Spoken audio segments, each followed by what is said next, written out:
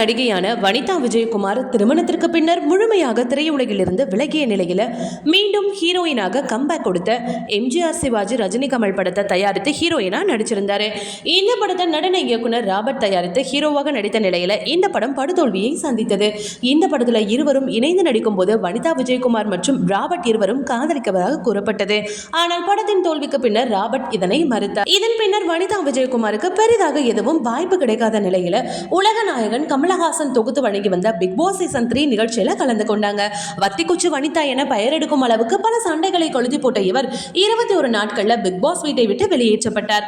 இதன் பின்னர் Vanitha big pass வீட்டுக்குள் இருக்கும்போது சொன்ன விஷயங்கள் ஒவ்வொன்றாக நடந்த நிலையில ஒரு சில ரசிகர்கள் மீண்டும் வனிதா பிக் பாஸ் வீட்டுக்குள் வர வேண்டும் எனவும் கூறினார்கள். இந்த 50வது நாள்ல பிக் பாஸ் வீட்டுக்குள் மீண்டும் வந்த வனிதா 84வது நாளில் வெளியேறினார். பிக் பாஸ் நிகழ்ச்சியில ஒரு சில ஹீரோயின்களை கைவிட்டிருந்தாலும் வனிதா விஜயகுமார் வாழ்க்கை அடுத்த கட்டத்தை நோக்கி நகர காரணமாக அமைந்தது.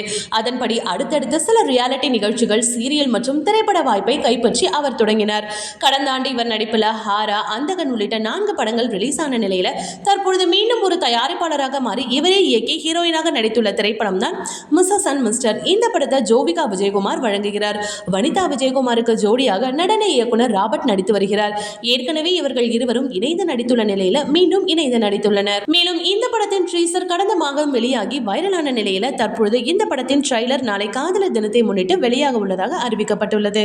அதன்படி மிஸ்ஸஸ் அண்ட் மிஸ்டர் திரைப்படத்தின் ட்ரைலர் நாளை 5:55 மணிக்கு வெளியிட உள்ளதாக தன்னுடைய இன்ஸ்டாகிராம் பக்கத்தில் சுபமுகூர்த்தம் என புதிய போஸ்டர் ஒன்றை வெளியிட்டு அறிவித்துள்ளார் வனிதா. இதில் வனிதா விஜயகுமார் மற்றும் ராபர்ட் இருவரும் மணமக்கள் கோலத்தில் உள்ளனர். ரசிகர்களும் தொடர்ந்து தங்களுடைய வாழ்த்துக்களை வனிதா விஜயகுமாருக்கு தெரிவித்து வருகின்றனர். தினம் இந்த படத்தின் ஆடியோ ரைட்ஸை ஸ்டார் மியூசிக் நிறுவனம் கைப்பற்றியுள்ளதாக தெரிவித்தார் என்பது குறிப்பிடத்தக்கது. ஓகே வியூவர்ஸ், இது போல சினிமா செய்திகளை நீங்கள் பார்க்க மறக்காம சனி டைம்ஸ் சேனலை சப்ஸ்கிரைப் பண்ணுங்க.